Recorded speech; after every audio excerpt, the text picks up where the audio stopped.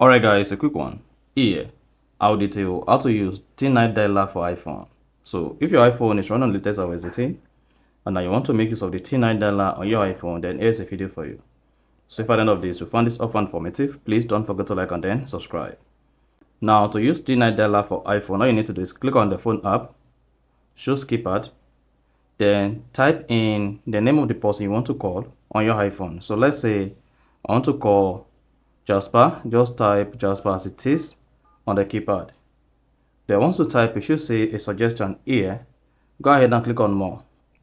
Then you should see all the name bearing the name you type in terms of numbers.